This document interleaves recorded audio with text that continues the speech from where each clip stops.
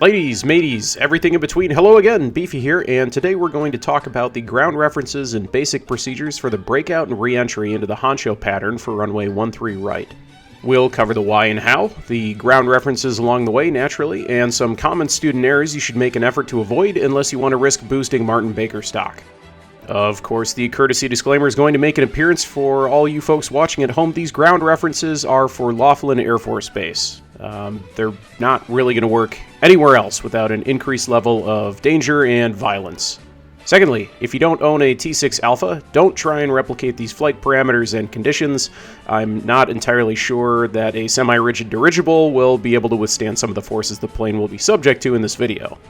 Lastly, as tempting as it might be to fly around Del Rio, stay away from the airspace you see here. The students around here are like every other mediocre up-and-coming Cessna driver, just at 3 times the speed. So, pitter-patter, boys, where in the world are we? And oh, thank goodness, we're playing on easy mode today. If you look to the right, you're going to see the entirety of Laughlin Air Force Base. This puts us on inside downwind for runway 13 right, and we're about to approach the perch. If you are lost at this point, see your flight commander for remedial percussive cranial maintenance. So, to the subject at hand, what is the point of a breakout? Safety. That's pretty much it. The pattern can present conflicts or hazards to your aircraft, and sometimes you can be a hazard to your own aircraft in the case of this demo here. The breakout is a means by which you can predictably separate your aircraft vertically and horizontally from the rest of the hairball, and you can figure yourself out and try again. In this demo, we're simulating that we've turned closed and porked away some aspect of the pattern that we can't properly undo in a stable manner prior to the perch.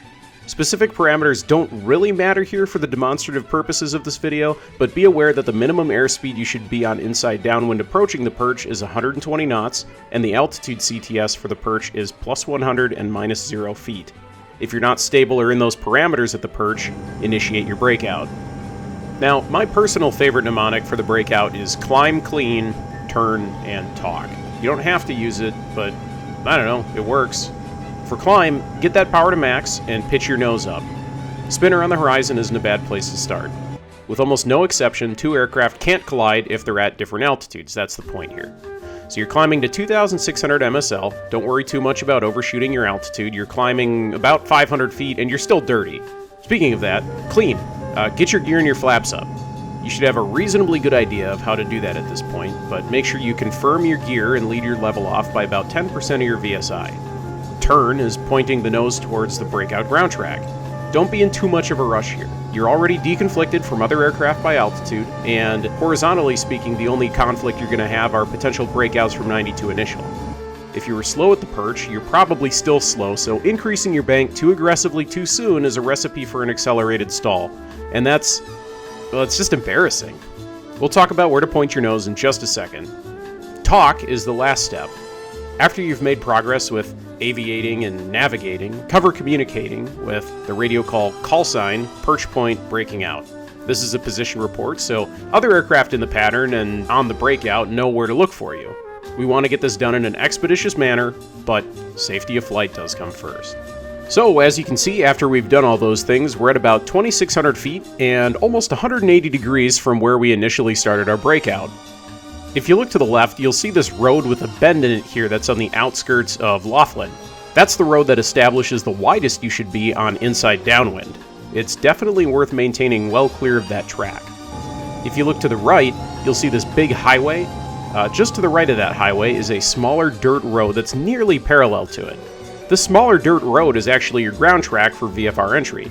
If you offset from that small dirt road by placing your wingtip on it, you'll maintain about a mile of separation from that ground track at your current altitude, which is generally recommended for both traffic and to make the turn into VFR entry easier. Speaking of VFR entry, if you look a few inches to the right of the prop, you'll see a small pond. That is your VFR entry point. If you track your eyes just to the left of it, you'll see a gray ridge formed by some minor elevation changes. Another technique is to point your nose to the left of those ridges, and it's essentially going to do the same thing for your spacing, make that turn into VFR entry just a little easier.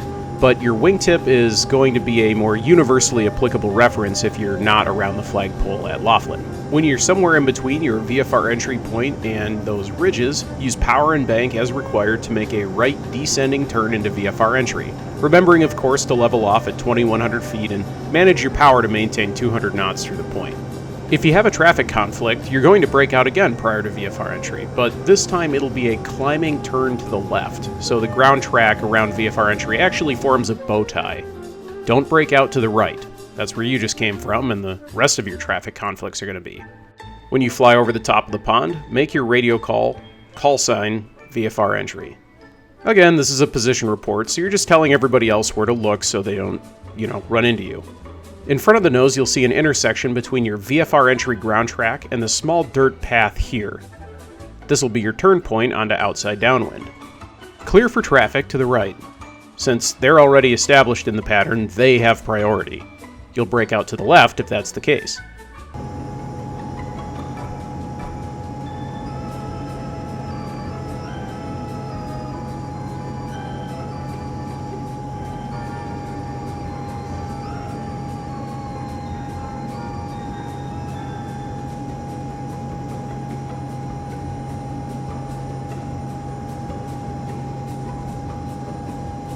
When you make your turn onto outside downwind, point your nose to the left of the prison highlighted here. After that, you're on your way to 92 initial. So let's talk about some common student errors. The first common student error specific to the execution of the breakout is the decision to break out in the first place. As a student, before you even touch the flying machine, you should understand pattern priorities intimately, so you know where and when to look for traffic conflicts, as well as have a firm grasp of your obligations at each of those potential conflict points. As for breaking out from the perch, do it. It's free. If your instructor is competent, you should absolutely not be downgraded for breaking out from the perch because you were unstable, unconfident, or out of parameters. In fact, you should probably be upgraded for situational awareness and decision making. The next most obvious common student error is misprioritizing during the breakout from the perch. For example, it doesn't matter if you tell the RSU you're breaking out if you overspeed your flaps while you're doing it. While I ran through climb, clean, turn, talk earlier, that is just my personal technique. You don't have to use it. I recommend you stick to some sort of mnemonic similar to that while you're learning in order to train both your muscle and mental memory. A breakout doesn't typically happen because things are going well, so you'll likely revert to your lowest level of training under the stress of having already screwed up. And here we go. We're going to rewind a little here so we can note a few things about the local area that are unique to Laughlin Air Force Base.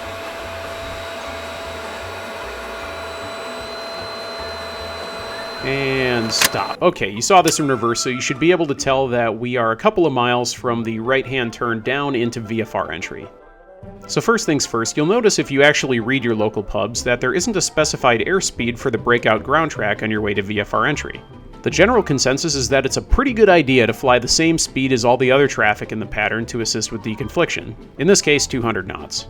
And if you look in the distance off the nose again, you'll see those ridges we referenced earlier. A super important note here, those ridges are a limit for you. Don't fly any further west than them. You can fly further south, but not further west. If you do, you're going to interfere with the radar pattern and things are gonna get a little spicy, but not the enjoyable kind. One thing you'll probably note as you watch, and definitely will now that I'm pointing it out, is that the instructors flying actually point their nose towards the right of these ridges, and as a result, they're tighter to VFR entry and need more bank to make the turn. This isn't technically wrong, just understand that as your bank increases, the more difficult it's going to be for you to control your rate of descent and airspeed. That's all we'll cover in this video. I'm going to rewind the tapes here and play through the video one more time without all the talking, pauses, or wry wit. Be sure to periodically pause to get a better look at not only ground references, but also geographical features around here that you can use to funnel your vision to those references. Or don't, I don't know, I'm just an instructor.